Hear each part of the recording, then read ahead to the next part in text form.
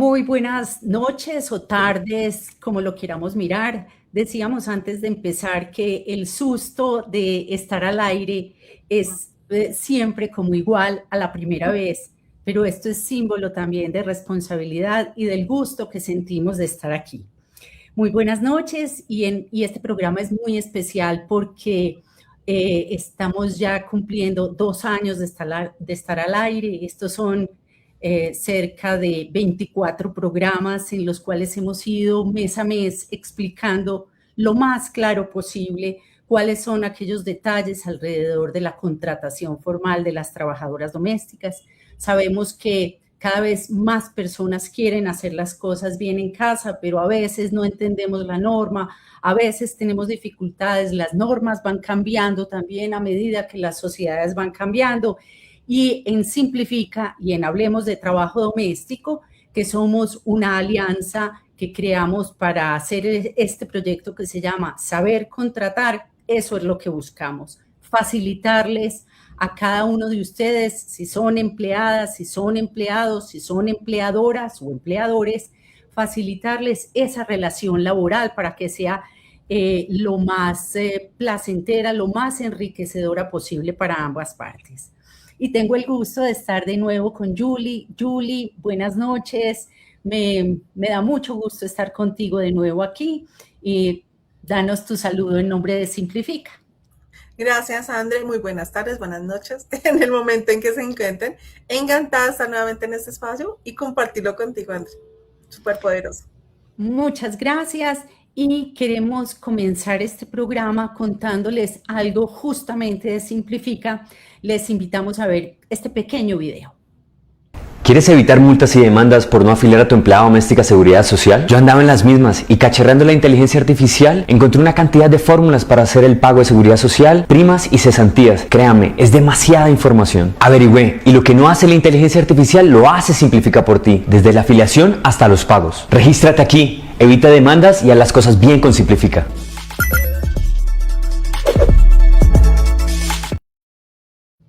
Ya sabemos que tenemos a Simplifica como un aliado no solo en el entendimiento de las normas, sino en la aplicación de las leyes, de cada una de las normas, para hacer las cosas mejor en casa con el trabajo doméstico. Y hoy queremos empezar con una pregunta muy sencilla. ¿Cómo estamos en este 2026 frente al trabajo doméstico?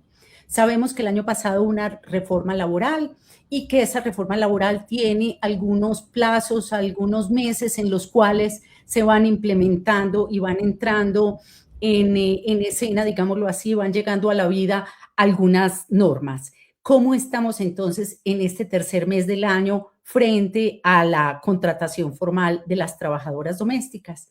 En ese sentido, queremos conversar con ustedes, les damos la bienvenida, les invitamos a que si quieren enviarnos de entrada sus preguntas a sabercontratar@gmail.com o nos escriben aquí en esta misma transmisión, en el chat de la transmisión del Facebook. Nos pueden hacer sus preguntas, nuestro equipo las va recibiendo, se las respondemos en lo posible dentro del programa. Si no alcanzamos dentro del programa, se las devolveremos respondidas después del programa.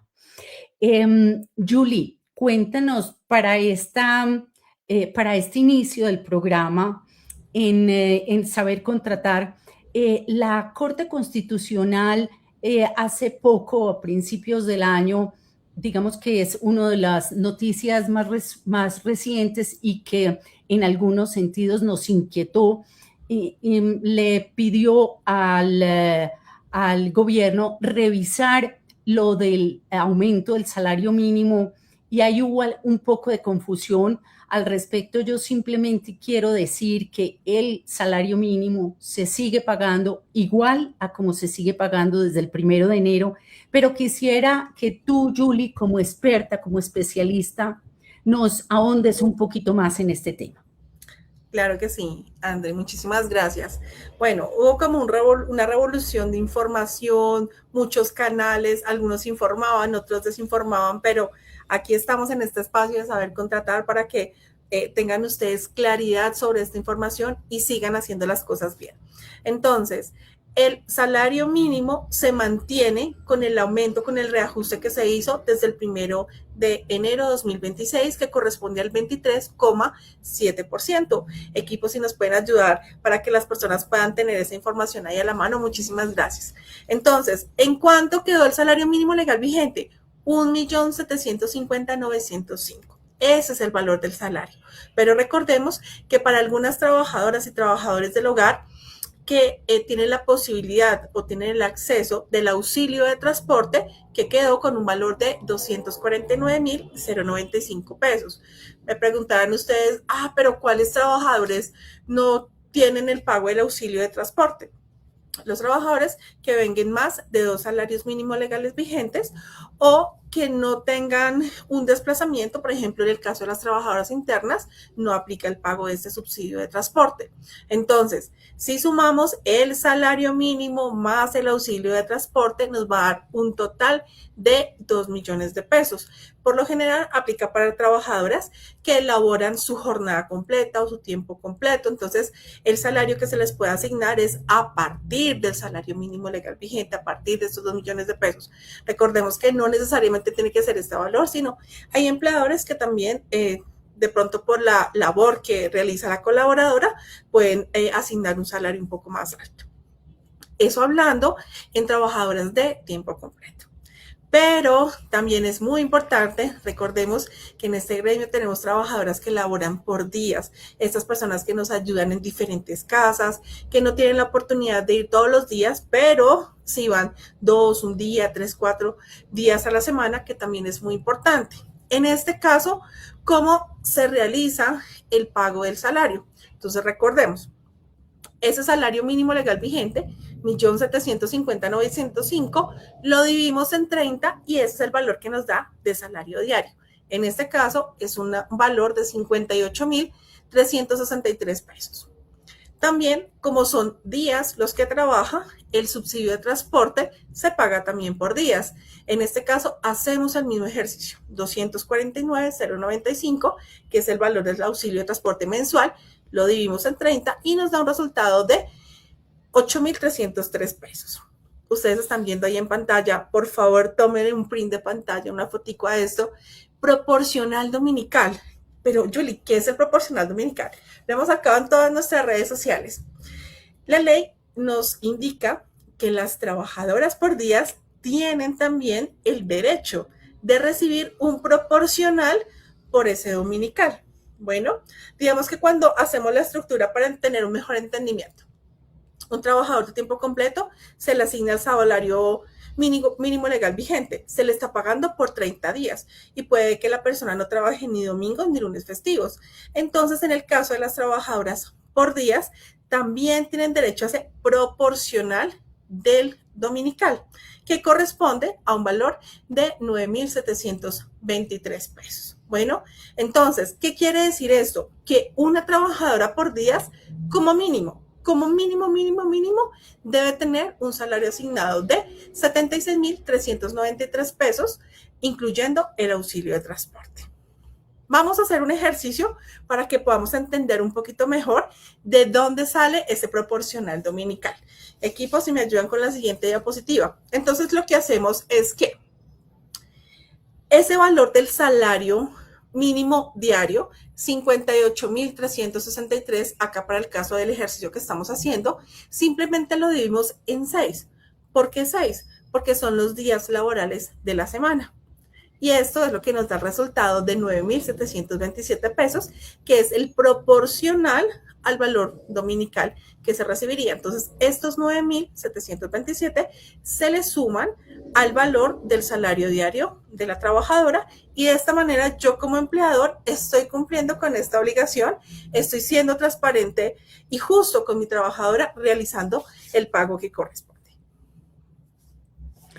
Muy bien, Julie, muchísimas gracias. Nos van quedando algunas cosas muy claras y en mi cabeza, claro que son importantes.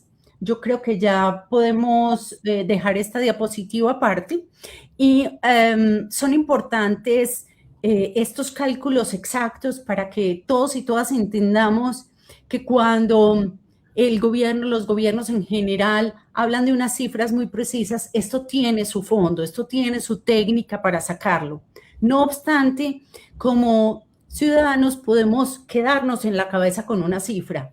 Una trabajadora doméstica por día no puede ganar menos de 76.400 pesos. Yo voy a redondear, 76.400 pesos.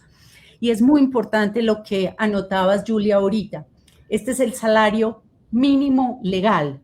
No quiere decir que es el único salario posible. Es, como dice su palabra, y me perdonan la redundancia, lo mínimo. A partir de este mínimo se puede pagar lo que las personas estén en capacidad de pagar, lo que el mercado laboral analizándolo esté pagando por este trabajo y lo que se analice sobre la intensidad horaria o sobre la intensidad de las tareas de la trabajadora o del trabajador doméstico.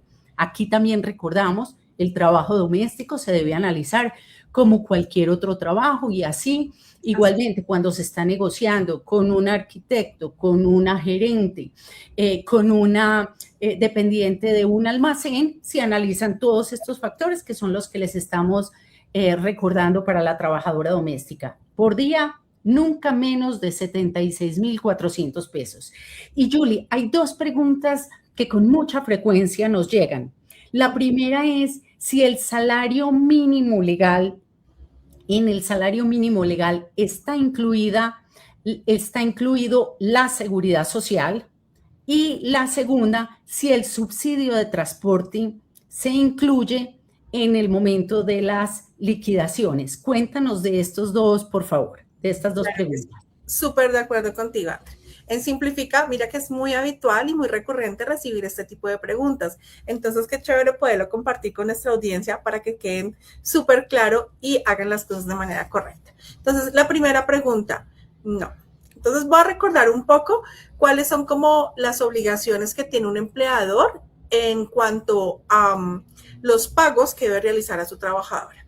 Uno, el salario. Bueno, entonces el salario es solito si la trabajadora le corresponde el auxilio de transporte. Dos, realizar el pago de la seguridad social. Bueno, entonces recordemos que seguridad social es hacer el pago a las diferentes entidades a las cuales la trabajadora está vinculada. EPS, ARL, Caja de Compensación, Fondo de Pensiones. A eso corresponde la seguridad social. Yo no le puedo sumar al salario el pago de la seguridad social porque yo como empleador estoy obligado a realizar ese pago, yo empleador, directamente, porque mi trabajadora depende de mí. Entonces, no le puedo hacer esa suma. Le pago un poquito más y no le pago 73,000, sino le pago 90,000 pesos, pero ahí va la seguridad social. No, digamos que esa práctica no es la más correcta y ahí está creando un riesgo para el empleador. Bueno, entonces. Entendida esa pregunta. Y esa responsabilidad de la seguridad social es exclusiva del empleador y de la empleadora. Nadie podrá decir que yo negocié con la empleada o con el empleado, no. Es responsabilidad exclusiva del empleador y de la empleadora. Así es, André. Y mira que muchas veces uno puede decir como empleador, no, pero es que yo con mi trabajadora lo negocié y ella está de acuerdo y firmamos un documento. Pero en dado caso que de pronto la relación no finalice como en unos muy buenos términos y la trabajadora pueda tomar una acción, ¿qué va a decir la ley? Puede que la trabajadora lo haya aceptado, puede que ella lo haya firmado, pero esto va en contra de lo que dice la ley, por lo cual pierde toda su validez. Entonces, en este caso, no nos arriesguemos, blindémonos, hagamos las cosas correctamente. Entonces, salario es una cosa, seguridad social, EPS, ARL, Caja de Compensación, Fondo de Pensiones y prestaciones sociales. Recordemos que prestaciones sociales son prima, cesantías, intereses a las cesantías, vacaciones, dotación. Digamos que esos son como los tres compromisos que tiene el empleador con su trabajador para que todo fluya de manera correcta y se realicen los pagos como debe ser. Entendido. Julie, aunque da la sensación de que acabamos de empezar el año, también ya estamos empezando a pensar en los días de descanso de Semana Santa, unas vacacioncitas en este final del mes de marzo. Y entrando en ese tema del pago de vacaciones a las trabajadoras domésticas, cuéntanos cómo es este tema del recargo de festivos, del recargo de domingos y una pregunta también frecuente que nos hacen tanto de parte de las trabajadoras y de parte de las empleadoras. ¿Qué pasa cuando en un momento dado los empleadores dicen nos vamos de paseo unos días y quisiéramos pedirle a la trabajadora doméstica que se fuera con nosotros? ¿Cómo se hace ese manejo? Claro que sí, André, con mucho gusto. Voy a terminar un puntico importante que me faltó de la segunda pregunta anterior, ¿Okay? para sacarla rápido de las prestaciones sociales, y era Perfecto. que sí, en las prestaciones sociales se incluía el auxilio de transporte, efectivamente sí. Las que les acabo de mencionar sí se debe incluir, se debe cuantificar, siempre y cuando la trabajadora efectivamente tenga el derecho a recibir el subsidio de transporte. Ahora, André, lo que tú mencionas es muy importante. Se viene Semana Santa, necesitamos ese apoyo fundamental de esa trabajadora doméstica, de esa niñera que me apoye en todo este proceso, que si bien yo voy a estar en un tiempo de descanso, pero necesito también alguien que me apoye en esos desplazamientos que vamos a tener. Entonces, ¿qué pasa? Efectivamente, con la última reforma laboral que nos dejó esto positivo para los trabajadores. Chicas, si me pueden ayudar, por favor, con la diapositiva de los recargos para que nuestra audiencia pueda tomar foticos. Entonces, esta va a ir como en un incremento, pero controlado. Es decir, a julio de 2025, que fue el año pasado, el recargo por dominical y por festivo quedó en un 80%. Para julio de este año 2026 va a tener otro incremento, 10 punticos ahí, va a quedar en el 90%. Y para julio 2027, el siguiente año, va a llegar al 100%. ¿Qué quiere decir? Estos recargos por trabajar domingos o festivos. Digamos que por X o Y razón necesito el apoyo de la trabajadora que me venga a laborar un domingo o un festivo. Ese día se paga normal, pero se paga adicional ese recargo, ese 80% adicional, ese 90% para este año a partir del mes de julio en el 90%. Bueno, ahora, hay algo fundamental para que todos los empleadores tengan en cuenta, y es que depende la frecuencia de trabajo dominical, cómo se paga o si se puede compensar, porque muchos empleadores dicen, no, pero es que ella vino a trabajar el domingo, pero yo en la semana le di otro día de descanso, entonces yo le estoy compensando el domingo. Eso está bien, pero depende mucho de qué tan frecuente es que efectivamente la trabajadora o el trabajador del hogar labore un domingo. Si es algo ocasional, es decir, que solamente fueron máximo 2 domingos o 2 festivos al mes, en estos casos el trabajador puede elegir o recibe ese pago proporcional por ese domingo, por ese recargo dominical, o puede decir, yo prefiero tener un día compensatorio. ¿Dale? Entonces, importante que tomen nota sobre esto. Si es ocasional, el trabajador elige o un compensatorio o el pago de ese recargo dominical. Pero ahora, la trabajadora tiene una labor habitual, es decir, que labora entre 3 o más domingos al mes. En este caso, lo que la ley nos dice es que se debe pagar el recargo dominical, pero también se le debe asignar un descanso compensatorio. Este punto es muy importante, que muchas veces en el trabajo doméstico no se le da la relevancia que tiene, pero para los empleadores sí es muy importante que conozcan esta información, André. Entonces, súper chévere que las personas que nos están acompañando en este momento puedan tomar nota de esta información para que se queden con ella si en algún momento lo pueden llegar a necesitar. Importantísimo, Julie. Y mencionas ahora tomar nota. Tomar nota es algo que nos ayuda en todos los procesos de la vida, sobre todo en aquellos que tienen que ver con otra persona, cuando negociamos con otra persona, cuando llegamos a acuerdos con otra persona. Y esto es lo que justamente nos facilita el contrato de trabajo, tener el contrato de trabajo escrito con la trabajadora doméstica, y la trabajadora doméstica recordarle a sus empleadores que por favor elaboren un contrato de trabajo por escrito. Si nos ayudan en el equipo a proyectar la diapositiva del contrato de trabajo, vamos a ver que tenemos 6 puntos en un contrato de trabajo. Ojo, son los 6 puntos que consideramos importantes, pero como todo documento que media una relación humana, aquí puede haber unos puntos adicionales y ojo, no le tengamos tampoco, pues digamos, miedo a cambiar el contrato de trabajo, porque los contratos de trabajo corresponden a relaciones que pueden ir cambiando a medida que el tiempo pasa, que nace un hijo, que alguien de la familia se va, disminuye el trabajo, disminuye la intensidad o aumenta, y esto se va viendo reflejado en un contrato. Estos 6 puntos los voy a leer y por favor tómenle un pantallazo, tómenle una foto, lo vamos a dejar en redes de todas maneras estas imágenes, pero muy sintéticamente son quienes firman el contrato de trabajo, cuáles son las tareas generales o más habituales que se hacen, cómo es la jornada, a qué horas comienza, a qué horas termina, cuáles son sus momentos de descanso. El salario y la forma de pago son también muy importantes. Otros acuerdos ya de detalles puntuales de esa casa, de esa familia o de ese hogar y la trabajadora, y el tipo de contrato de trabajo, si es un contrato a término fijo o si es un contrato a término indefinido. Esos son los 6 puntos principales, pero repetimos, los contratos de trabajo pueden ser dinámicos y cada relación laboral establece lo que quiere dejar ahí. Hasta, digamos, en mi generación, hasta hace poco, solíamos hacer contratos de trabajo verbales y decíamos, confiemos en la palabra, y realmente estamos convencidas de que la confianza es definitiva en las relaciones laborales, pero la memoria puede ser distinta, y en un momento dado yo había dicho que los martes a tal hora o que los jueves a tal otra. Esa es la ventaja de dejarlos por escrito. Ambas partes lo dejan objetivamente escrito en un documento.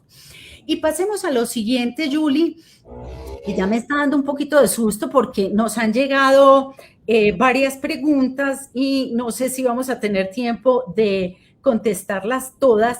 ¿Qué tal si nos saltamos, Julie, un poquito de los contenidos teóricos que tenemos para hoy y nos vamos a las respuestas de las preguntas que nos habían llegado? Claro. Si te parece. Y si nos queda tiempo, ya volvemos sobre lo anterior. Vamos sobre la primera pregunta. La primera pregunta de María Eugenia nos decía, ¿cómo puedo dejar claro justamente en la elaboración del contrato de trabajo que la alimentación no forma parte del contrato de trabajo? ¿Cómo se describe eso, si es posible? Ok, es decir, que entendiendo un poco la pregunta, que el empleador va a realizar el pago del salario normal, pero no le va a suministrar alimentación a la trabajadora. Sí. Digamos que eso sería como lo ideal, si la trabajadora está pues cumpliendo la jornada y está realizando, por ejemplo, la labor de cocinar y todo, pues lo ideal sería que la trabajadora pudiera obtener sus alimentos en el lugar de trabajo. Sin embargo, esto no es una obligación. Digamos que sería lo ideal, pero si el empleador dice, no quiero dar la alimentación a mi trabajadora, digamos que no está obligado a hacerlo, pero si lo hace, pues eres un empleador ejemplar y muchas gracias por hacerlo. Qué chévere que lo hagas, pero pues también digamos que si desea hacer una deducción y dice, yo voy a dar la alimentación a mi trabajadora, y quiero hacer una deducción, lo puede hacer con un salario en especie, lo puede hacer también. Digamos que 3 puntos importantes, no está obligado a hacerlo, si lo haces, muchas gracias, está bien, eso es motivación también para la trabajadora, pero si quieres deducir una parte pequeña del salario de la trabajadora y no darla en dinero, sino en especie con la alimentación, también lo puede hacer.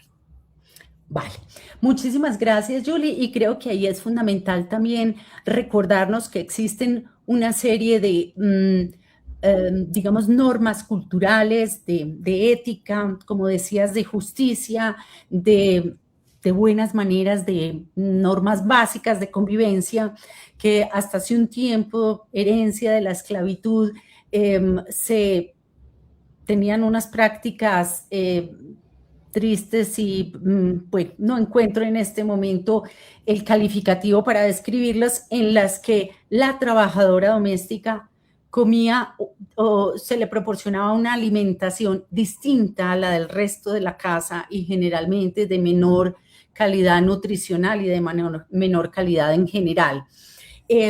Esto lo menciono porque siempre en las relaciones laborales, además de lo que está estipulado en un contrato de trabajo, no dejemos de involucrar los conceptos éticos y de justicia que creemos que todos tenemos. Vamos a la segunda pregunta de Olga López, que dice: me ha parecido muy interesante el programa de Saber Contratar. Me gustaría compartirles esta duda. Mi mamá acaba de contratar a una empleada y ella la afilió a la Seguridad Social por su trabajo 2 días a la semana. ¿Es posible que también haga su trabajo en mi casa con esa afiliación a la Seguridad Social? ¿Es posible que en la ARL aparezca también la dirección del otro lugar de trabajo? La duda nos surgió si eventualmente la contrata un día, distintos a los de mi mamá, en mi casa, pero no de manera permanente. Esto de 2 residencias de trabajo, Julie, cuéntanos. Olga, gracias por esa pregunta, es muy habitual también. Bueno, en este caso, las vinculaciones a las entidades, es decir, las afiliaciones, los pagos de la seguridad social, los pagos de las prestaciones sociales, se deben hacer de manera independiente. Bueno, cada empleador debe responder por las obligaciones que tiene con la trabajadora de manera independiente. Así que, Olga, la idea es que tu mamá debe hacer la afiliación y el pago de la seguridad social de la trabajadora por un lado y tú también debes hacerla por el otro lado. ¿Qué pasa con el tema de la ARL? Que en la ARL se ponen como centros de costo, ¿sí? Como para la ARL es como al ser una trabajadora del hogar debe ser una sola dirección.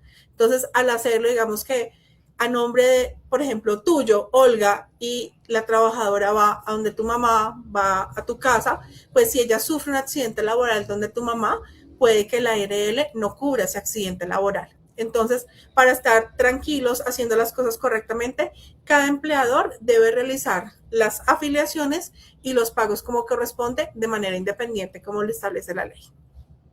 Ok, muchísimas gracias, Julie. Vamos con otra pregunta. Si la empleada doméstica es afiliada a la EPS y solo trabaja 8 días al mes, ¿tengo que pagar la seguridad social por el salario mínimo de 2 millones? Gracias, Marisol, por la pregunta, y adelante, Julie.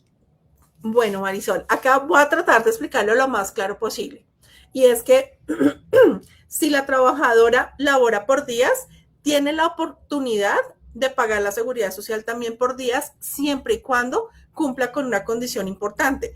Es que tenga un sistema de salud mediante un régimen subsidiado o SISBEN, como coloquialmente lo conocemos, o que sea beneficiaria de un cotizante. Si cumple con alguna de estas 2 condiciones, la trabajadora efectivamente como empleador puedes realizar el pago de la seguridad social sin tener que pagar la EPS. Pero ahora, la trabajadora efectivamente no cuenta con esa condición, no tiene seguridad social, o sea, no tiene EPS. Entonces, en este caso, tú como empleador sí estarías obligado a realizar una afiliación a la EPS y a realizar un pago a la EPS. Pero ¿qué pasa? La EPS no se puede pagar por días. La EPS sí o sí se debe pagar a partir de un salario mínimo legal vigente. Entonces, en este caso, la trabajadora labora 8 días al mes. Te voy a poner un ejemplo. Se gana 1 millón de pesos, pero su seguridad social se va a pagar sobre 1.750.905, que es sobre el valor del salario mínimo legal vigente. Pero, importante, Marisol, el salario, si tú seleccionaste, ejemplo, en este caso 1 millón de pesos, le pagas el salario sobre el 1 millón de pesos. Y las prestaciones sociales, primas, cesantías, intereses a las cesantías y vacaciones, todo se lo pagas sobre el valor del salario. o sea, sobre el $1.000.000. Lo único que vas a pagar sobre el salario mínimo va a ser la seguridad social, teniendo en cuenta estos valores que nos acaba de poner acá nuestro equipo, que son los porcentajes que corresponden a cada una de las entidades a las cuales se debe hacer los aportes. Entonces, si tú ves por rangos de días para las trabajadoras que laboran en tiempo parcial, y nuestra última línea que dice de 22 a 30 días, efectivamente sobre un salario mínimo. Aquí importante, nos pusiste sobre $2.000.000. Ahí tuviste en cuenta el auxilio de transporte, y el auxilio de transporte no se incluye para pagar la seguridad social, solamente el valor del salario. Entendido, entendido, Julie. Son las 7. Nos vamos a tomar un minuto más para responderle a Liliana, a quien ya le habíamos dicho que le responderíamos su pregunta al aire. Liliana nos dice: necesito asesoría para saber cómo calcular la seguridad social y qué tipo de contrato le debo hacer a una señora que quiero contratar. Ella puede trabajar de lunes a viernes de 9 a 3 p.m., perdón. Y bueno, nos da las gracias. Julie, adelante. Ya esta como última pregunta para que nos despidamos. Ok, voy a hacer el cálculo de si es de 9 de la mañana a 3, ¿cuántas horas laboraría? De 9 a 10, a 11, a 12, a 1, a 2, a 3. Laboraría 6 horas diarias.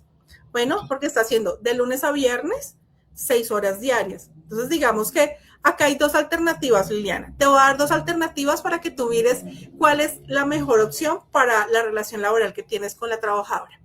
Uno, en este caso, al ser 6 horas, entonces podría ser una trabajadora de tiempo completo y tendrías que realizar el pago del salario y seguridad social a partir del salario mínimo legal vigente, y puedes exigirle a la trabajadora que labore como mínimo a la semana 44 horas. Bueno, porque si estás laborando, básicamente, si la trabajadora está laborando 6 horas y son 5 días, perdón, estamos hablando que son 30 horas. Bueno, entonces ahí o la subes a 44 o tienes una segunda alternativa. Sería una trabajadora de medio tiempo.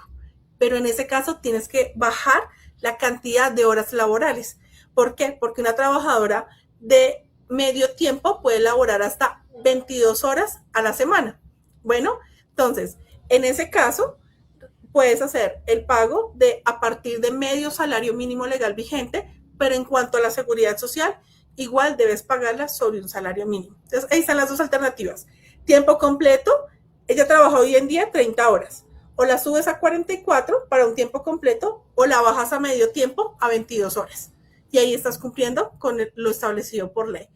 O la otra alternativa es, si la pones en medio tiempo, pago de horas extras, pero pues sería un poco más dispendioso hacer todos los cálculos de prestaciones, porque ten en cuenta que máximo por ley en horas extras puedes reportar al mes 48. La que sabe, sabe, definitivamente. Julie, muchísimas gracias, y por eso este programa se llama Saber Contratar. Para preguntas como la de Liliana, como la de Marisol, como la de Isabel, etcétera, y las preguntas que puedan tener ustedes, estamos en Hablemos de Trabajo Doméstico y esta Simplifica. Por favor, Julie, le compartes a las personas que nos han enviado las preguntas, a las personas que nos están viendo, el código de Simplifica para poder acceder a una asesoría de Simplifica. Y la última información que les damos son estas líneas. También tomen pantallazo, tomen un screenshot o una foto simplemente con su celular de esta información para que nos escriban, Hablemos de Trabajo Doméstico, nos escriban a Simplifica, nos escriban o escriban al Ministerio de Trabajo, que también tiene una línea 1-800 que es gratuita para las consultas laborales.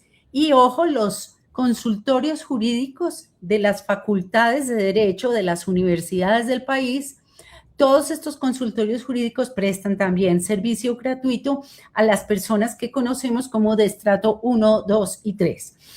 Hagan sus consultas. Julie, entonces te dejo con el código de Simplifica. Me despido dándoles las gracias y esperándolos el próximo 8 de abril, después de Semana Santa, miércoles 8 de abril, después de Semana Santa, 6:30 de la tarde. Muchas gracias.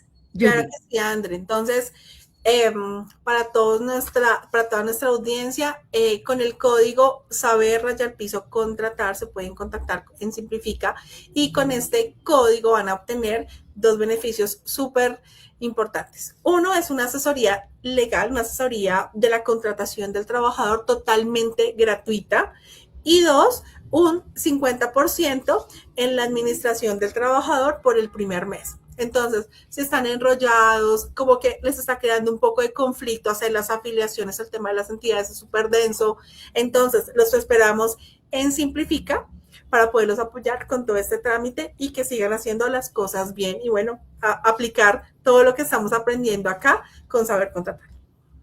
Muchísimas gracias. Un abrazo.